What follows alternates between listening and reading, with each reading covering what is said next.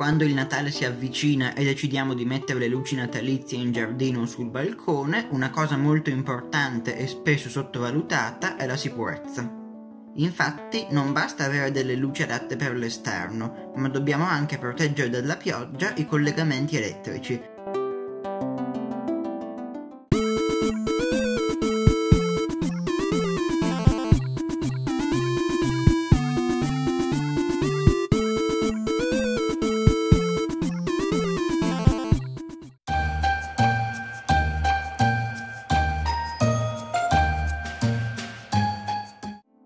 Ciao a tutti e benvenuti in questo nuovo video. Oggi vedremo insieme come proteggere e come non proteggere dalla pioggia e dalla neve i collegamenti elettrici delle luci natalizie esterne.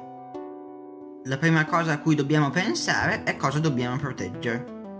Se dobbiamo proteggere solo una semplice spina è una cosa, se dobbiamo proteggere un'intera ciabatta è un'altra. Per questo vi consiglio di pensare bene prima di installare le luci all'esterno e di mettere insieme prima le varie spine prese sul tavolo. In questo modo possiamo pensare alla disposizione dei collegamenti più compatta possibile e vedere l'eventuale presenza di trasformatori di grandi dimensioni delle catene luminose a bassa tensione. Vi consiglio inoltre di utilizzare le ciabatte perché occupano molto spazio solo quando serve e di comprarne una con le prese che sono necessarie. Insomma, evitate una ciabatta da 6 posti per solo 2 spine. Vi ricordo che quella che comunemente chiamo ciabatta non sono le ciabatte da mettere ai piedi, ma è la multipresa. Detto ciò, vediamo la soluzione numero 1, che è il classico sacchetto di plastica. Questa ve la sconsiglio, però se proprio dovete usarla, usatela. Prima di tutto non usate i sacchetti biodegradabili, perché ovviamente con l'acqua si scioglieranno. Utilizzate dei sacchetti di plastica abbastanza robusti. Prendete il vostro collegamento e mettetelo nel sacchetto, o ancora meglio metteteci 2 sacchetti o anche 3.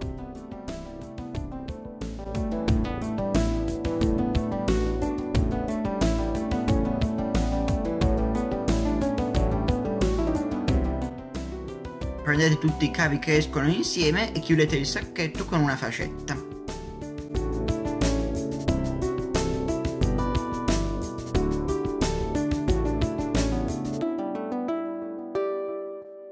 Ora però non mettete il sacchetto per terra, sarebbe peggio perché pian piano si riempirebbe d'acqua. Legatelo a un palo o un albero in modo che l'uscita dei cavi sia sempre rivolta verso il basso. Seconda soluzione, il nastro isolante girato attorno alla presa. Questo non fatelo assolutamente, il nastro isolante non proteggerà la presa e l'acqua entrerà lo stesso. Non fatelo.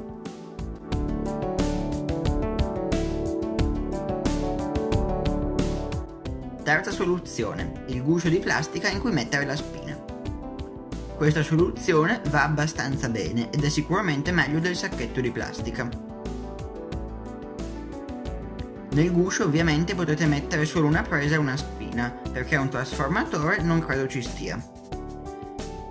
Un'altra cosa positiva di questa soluzione è che è molto economica e questi gusci costano circa 2 euro l'uno e li potete trovare in un qualunque negozio di fai da te. Quarta soluzione, il dry box. Questa direi che è la soluzione migliore, perché lo potete mettere anche per terra e ha una chiusura stagna fatta molto bene. Ne esistono di 3 dimensioni, uno piccolo in cui potete mettere una sola spina e 2 più grandi in cui potete mettere anche delle ciabatte.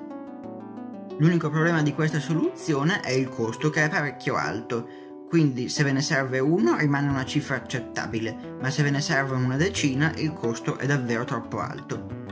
Comunque, a parte il costo, questa soluzione ve la consiglio veramente, soprattutto per il giardino, anche perché essendo nero non si noterà eccessivamente in mezzo al prato o sotto una siepe. Vi lascio il link per comprarlo su Amazon in descrizione. Quinta soluzione, le scatole di derivazione che potete trovare in qualunque negozio di fai da te o di materiale elettrico. Questa è la soluzione che utilizzo io, perché protegge bene dalla pioggia e ha un costo abbastanza contenuto. Ce ne sono di varie dimensioni, da quelle da 15x10 cm in cui possiamo mettere una sola spina a quelle molto grandi in cui postare un'intera ciabatta. vi consiglio di comprare quelle con le pareti lisce senza fori. Sul lato che volete tenere verso il basso fate un incavo da cui far uscire i cavi.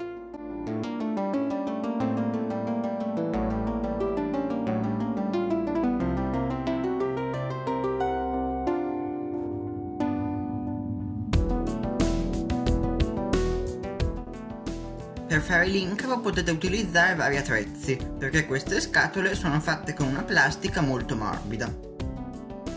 Potete utilizzare un trapano con una sega a tazza o una punta conica, un segretto da traforo, una lima o un Dremel.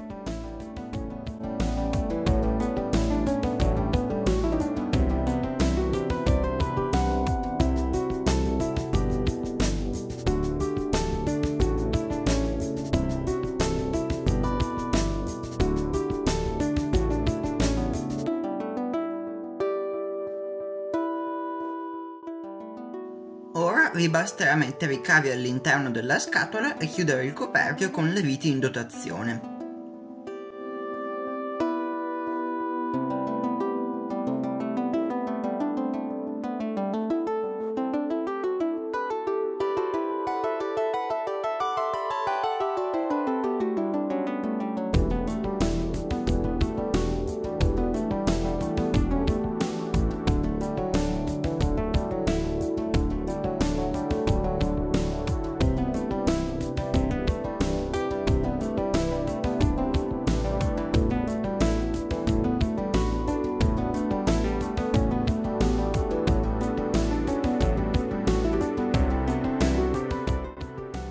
Se volete poterlo appendere più facilmente, vi consiglio di fare una tettoia di legno a cui montare la scatola, se no vi basta legarla a un palo con una fascetta o con del nastro adesivo.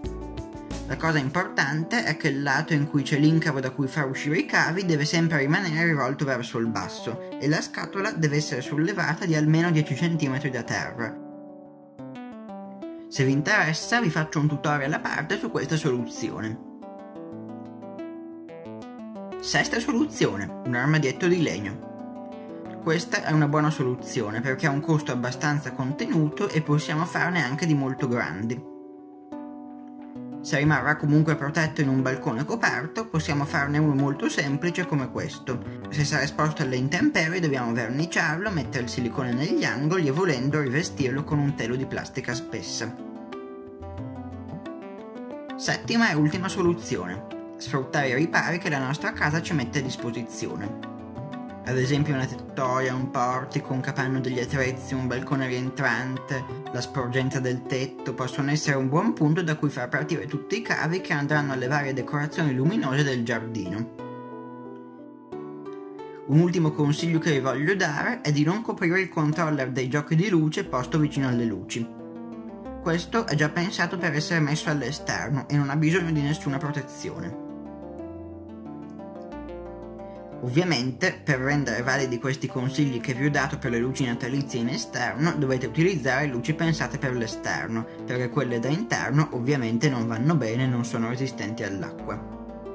Se sono da esterno o da interno, lo potete tranquillamente leggere sulla scatola. Io spero che questo video vi sia stato utile, se avete altre idee per proteggere i cavi scrivetemelo nei commenti, non dimenticate di iscrivervi al canale e di lasciare un like. Vi ricordo anche che se volete scrivermi domande più complesse ho anche un indirizzo email che potete trovare nella scheda informazioni del canale. Mi raccomando, seguitemi anche su Instagram per essere sempre aggiornati sui video a cui sto lavorando e sulle loro date di uscita. Ciao!